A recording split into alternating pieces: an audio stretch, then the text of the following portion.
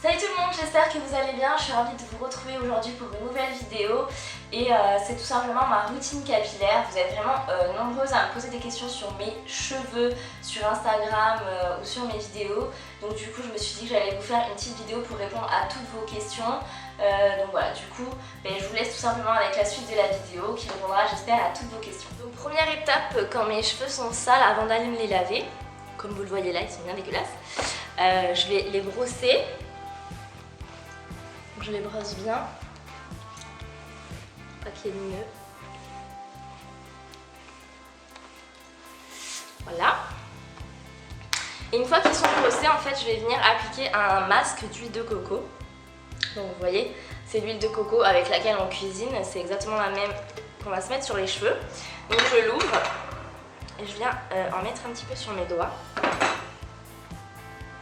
Je l'étale sur mes mains et je vais venir étaler sur cette première partie de mes cheveux.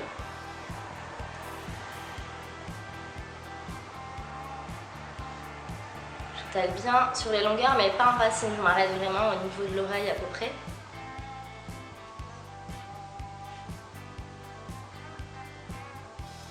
J'essaye de faire plusieurs petites mèches pour bien étaler partout. Voilà. Ensuite je vais faire l'autre côté. L'huile de coco. Je vais en faire ce côté-là. Donc une fois que j'ai mis des deux côtés, je viens rassembler en une seule queue.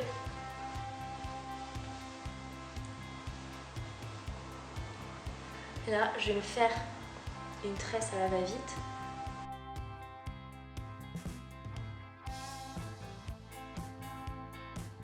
Je viens l'attacher et ensuite je vais passer la nuit avec l'huile de coco dessus. Je vais dormir et demain matin au réveil je me laverai les cheveux. Magie du montage, me revoilà donc une nuit plus tard. J'ai dormi avec mon huile de coco qui s'est transformée, ma tresse s'est transformée en chignon d'ailleurs. Donc comme vous pouvez le voir, j'ai les cheveux bien gras. Donc là je vais aller me doucher et du coup j'aurai les cheveux vraiment bien hydratés grâce à l'huile de coco.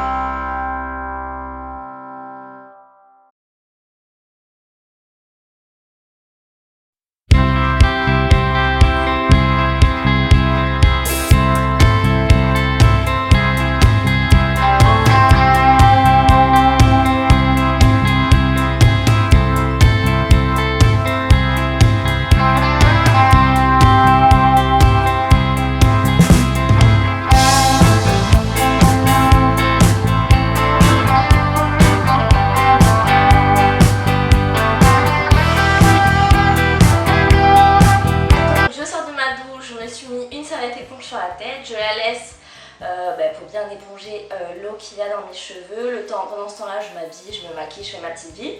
Et ensuite, je vais enlever ma serviette. Et puis, je vais me pré-sécher les cheveux avec le sèche-cheveux.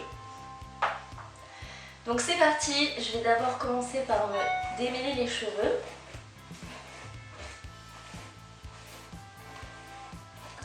Et ensuite, je vais les sécher.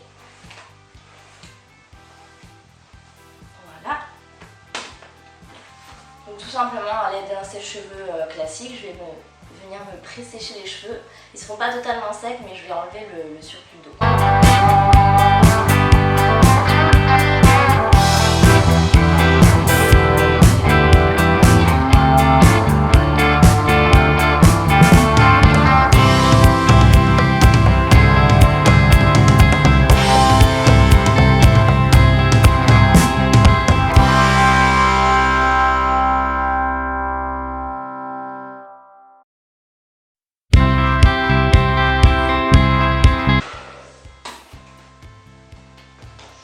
Donc voilà pour le pré-séchage. Donc là j'ai quand même enlevé le surplus. C'est assez long parce que j'ai une grosse touffe de cheveux. Mais donc voilà, là j'ai juste pré-séché vraiment sans rien faire, sans faire de brushing ou quoi. Parce que c'est l'étape d'après que je vais vous montrer tout de suite qui va là bien sécher mes cheveux et bien les coiffer et les rendre brillants. Voilà, donc l'étape du sèche-cheveux est faite. Maintenant, je vais passer à la deuxième étape. Donc en fait, c'est une brosse soufflante Babyliss que j'affectionne tout particulièrement et qui est la cause de mes beaux cheveux un peu ondulés. Souvent, vous me posez la question sur Insta. Donc voilà, je vais vous montrer cette brosse. Et à savoir que je ne voulais pas préciser, mais la première étape au sèche-cheveux, je la fais pas systématiquement en fait. Plus je peux éviter et mieux c'est. Donc du coup, si j'ai le temps, je les laisse sécher naturellement tout seul. Et du coup, j'évite la première étape du sèche-cheveux. Donc la deuxième étape là que je vais faire maintenant, ça va être la plus longue parce qu'il va falloir travailler le mouvement des cheveux. Et pour ça, on va prendre des petites mèches par petites mèches. Mais vous allez voir, c'est super simple à réaliser. Et puis bon, moi j'ai beaucoup de cheveux donc je dois bien mettre 10 minutes, mais je pense que vous pouvez mettre beaucoup moins de temps. Donc tout d'abord je vous montre l'engin. Il s'agit de, donc c'est ça, c'est la brosse soufflante Babyliss qui s'appelle Multistyle. Donc je vous mettrai le lien en barre d'infos si elle est disponible encore quelque part. Moi je l'ai acheté quand même il y a 3 ans je crois à Paris. Donc voilà, je ne sais pas si elle est encore dispo, mais je sais que c'est vraiment très pratique. Il y a 3 modes de soufflerie, donc 1, 2 ou 3 qui va forcément du plus léger au plus fort. Donc pour ma coiffure, je vais commencer en fait par utiliser une pince pour séparer plusieurs sections de mes cheveux. Donc je vais prendre à partir des oreilles, je vais remonter comme ceci et je vais attacher la partie du haut. Je fais un espèce de chignon comme ça et hop, je viens attacher le chignon avec une pince. Donc du coup, je prends les cheveux qui sont libres, je vais les brosser un petit peu pour pas m'emmêler et me faire mal.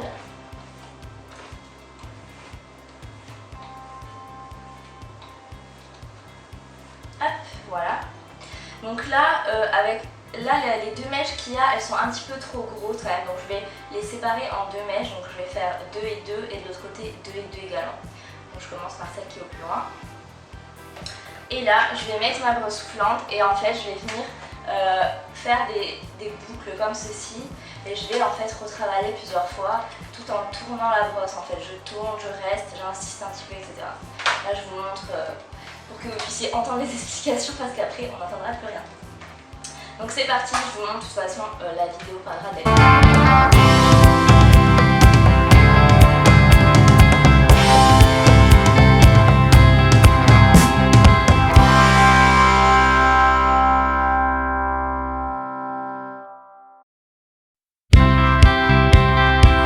Vous voyez ce que ça donne sur la première mèche, en fait ça fait un espèce de... En fait c'est un peu comme si je faisais des boucles, mais là on ne veut pas des boucles vraiment structurées, on veut juste un effet un petit peu ondulé sur la fin des cheveux. Donc pour ça, franchement la brosse elle est top, elle est pour le quotidien, les coiffures au quotidien, je trouve ça vraiment, vraiment génial. Donc là j'ai fait cette petite mèche, je vais passer à la suivante et puis après je vais faire ça sur toute la tête.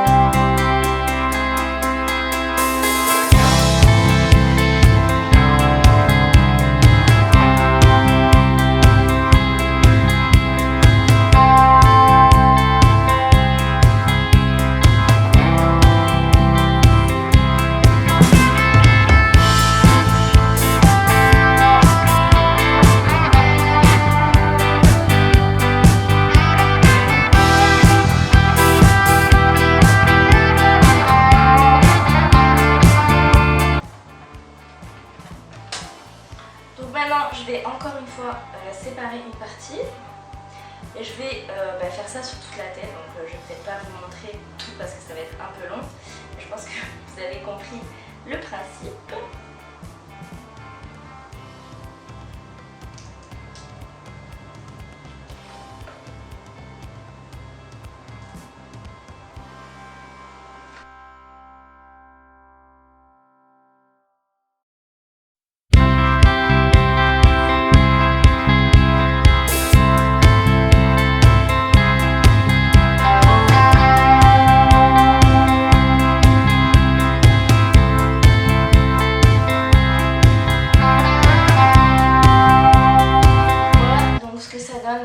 c'est fini, donc bon là c'est assez gonflé, mais vous allez voir qu'au bout de quelques heures ça retombe.